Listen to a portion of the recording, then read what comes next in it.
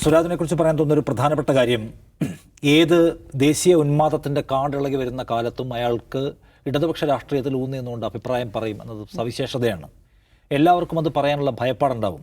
പക്ഷേ ആ ഭയപ്പാട് തീരെയില്ലാതെ എന്താണോ ഇടതുപക്ഷ മാർസിയൻ കാഴ്ചപ്പാട്, ലോകവീക്ഷണം, അത് പങ്കുവയ്ക്കാൻ മടിക്കാത്ത ഒരാൾ. അതുകൊണ്ടാണ് ബാബരി മസ്ജിദുമായി ബന്ധപ്പെട്ട വിധി വന്നപ്പോൾ സമകാലിക ഇന്ത്യയിൽ ഇതുപോലെ അല്ലാതെ മറ്റൊരു വിധി വരുമോ നിഷ്കളങ്കരെ എന്ന ചോദ്യം അദ്ദേഹം ചോദിക്കുന്നത്. ഹമാസിൻ്റെ പ്രത്യാക്രമണ സമയത്ത് 7.5 പതിറ്റാണ്ട് കാലമായിട്ടുണ്ടാകുന്ന അതിക്രമത്തിനെതിരെ ഹമാസ് നടത്തുന്ന ഒരു പ്രത്യാക്രമണത്തെ ഭീകരവാദമായിട്ട് പലരും ചിത്രീകരിക്കും. ചില CPM നേതാക്കൾ പോലും ചിത്രീകരിക്കുമ്പോൾ അതങ്ങനെയല്ല എന്ന രാഷ്ട്രീയ വീക്ഷണവും ഇടതുപക്ഷ കാഴ്ചപ്പാടും മുന്നോട്ട് വെക്കാൻ അയാൾക്ക് കഴിയുന്നത്. അതുകൊണ്ടാണ് ഇവിടെയും ഉന്മാദ ദേശീയത, ഇന്ത്യ നടത്തിയിട്ടുള്ള ആക്രമണത്തെ അല്ല അയാൾ തള്ളി പറയുന്നത്. ഇന്ത്യ ഭീകര കേന്ദ്രങ്ങളെ കേന്ദ്രീകരിച്ച് നടത്തിയ ആക്രമണത്തെ അല്ല, അതേ ചൊല്ലി ഉണ്ടാകുന്ന ഒരു യുദ്ധാവേശം, ഒരു ഉന്മാദ ദേശീയത, അത് നല്ലതിനല്ല എന്നാണ് അയാൾ പറയുന്നത്. അത് ശരിയായ കാര്യമാണ്. ലോകത്ത് സാമാന്യ ബോധമുള്ള മനുഷ്യരെല്ലാം ആ നിലപാടിൻ്റെ കൂടെയാണ്. കാരണം എന്താണ്, ഒന്നാം ലോകമഹായുദ്ധം 16 മില്യൺ ആൾക്കാരെയാണ് കൊന്നത്. 10-20 മില്യൺ ആൾക്കാർ ജീവിതമില്ലാത്തവരായിപ്പോയി.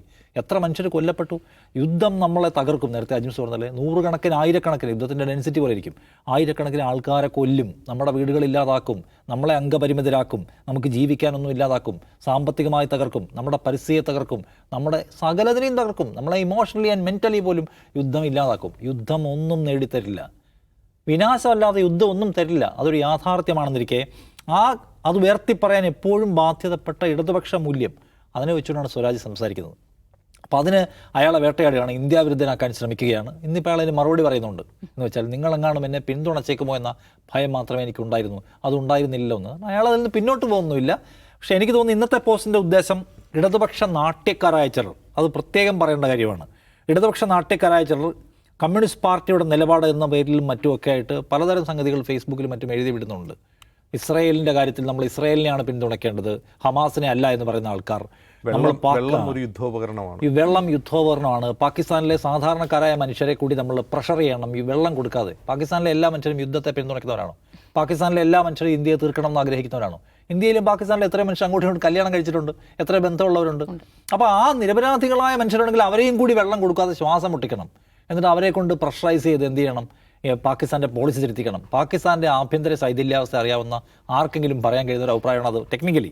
മറിച്ച് യുദ്ധം എന്ന ആശയത്തിന് ലെഫ്റ്റിസ്റ്റുകളെതിരാണ്. ചില ആളുകൾ ലെഫ്റ്റിസ്റ്റുകളാണെന്ന് അവകാശപ്പെടുന്നവർ, അവർ ലെഫ്റ്റിസ്റ്റുകളല്ല എന്ന് പൂച്ചു പുറത്തു വരുന്ന സന്ദർഭമാണിത്. കാരണം യുദ്ധത്തിൻ്റെ ഒരു അതിദേശീയതയെ പിന്തുണയ്ക്കാന്ന് വെച്ചാൽ അവരുടെ പൊളിറ്റിക്സ് വേറെയാണെന്ന് അതിൻ്റെ അർത്ഥം. മനുഷ്യ നിരപരാധികളെ ആക്രമിച്ചും സമ്മർദ്ദം ഉണ്ടാക്കണമെന്ന് പറഞ്ഞാൽ വേറെ തരം സ്വഭാവമുള്ള, വേറെ തരം കാഴ്ചപ്പാടുള്ള ആൾക്കാരാണ്. അത് നമുക്ക് അതിലേക്ക് അങ്ങനെ പോകുന്നില്ല.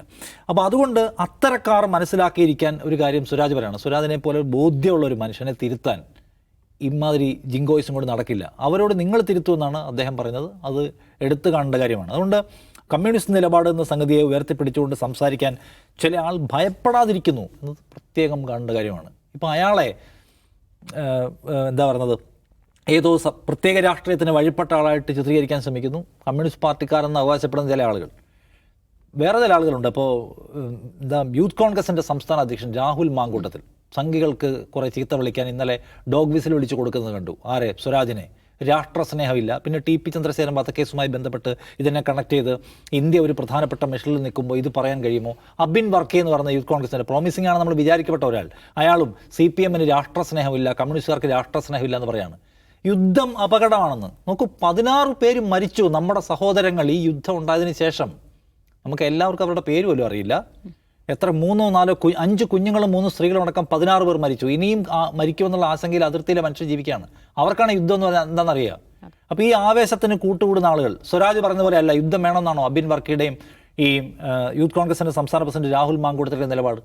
അപ്പം ഈ പറഞ്ഞ സംഘപരിവാറിൻ്റെ കൂടെ കയ്യടി കിട്ടാൻ വേണമെങ്കിൽ ആർക്കും ആരെയും ഇട്ടുകൊടുക്കാമെന്ന് പറഞ്ഞ പരിഹാസ്യമായ നിലപാട്, അപക്വമായ നിലപാട്, ഒരു തരത്തിലുള്ള പൊളിറ്റിക്കൽ ഡെൻസിറ്റിയും ആഴമില്ലാത്ത നിലപാടാണ് ഈ പറഞ്ഞ യുവ നേതാക്കളൊക്കെയും സ്വീകരിക്കുന്നത്. അതുകൊണ്ട് എനിക്ക് തോന്നുന്നില്ല സ്വരാജിനെ ഭയപ്പെടുത്താനോ തിരുത്താനോ ഒന്നും ഇവരുടെ ഈ ചീപ്പ് നമ്പർ കൊണ്ട് കഴിയുമെന്ന് ഞാൻ കരുതുന്നില്ല. അയാൾ കുറച്ചൊരു ക്ലാരിറ്റി ഉള്ള ആളാണ്.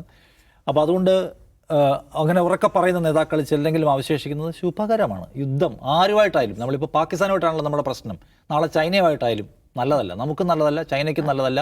വേറെ ഏതെങ്കിലും രാജ്യങ്ങൾ തമ്മിൽ നടത്തുന്ന യുദ്ധവും നമ്മൾ സങ്കടങ്ങൾ മാത്രമേ കാണൂ. നമ്മൾ യുക്രൈനിൽ നിന്ന് കാണുന്നില്ല, എത്രയോ കുഞ്ഞുങ്ങളുടെ മരണം കാണുന്നുണ്ട്, അവിടെ ഉണ്ടാകുന്ന ആക്രമണങ്ങൾ കാണുന്നില്ലേ? അത് നമുക്ക് സങ്കടമല്ലാതെ സന്തോഷമല്ല ഉണ്ടാക്കുന്നുള്ളൂ. യുദ്ധം നമ്മുടെ വീണ്ടും വീണ്ടും അയാൾ പറഞ്ഞ മാതിരി ആവർത്തിക്കുന്നു. മുറ്റത്ത് വന്ന് ബോംബ് വീഴുമ്പോഴല്ലാതെ നമുക്ക് മര്യാദയ്ക്ക് അതിനെക്കുറിച്ച് മനസ്സിലാവത്തില്ല.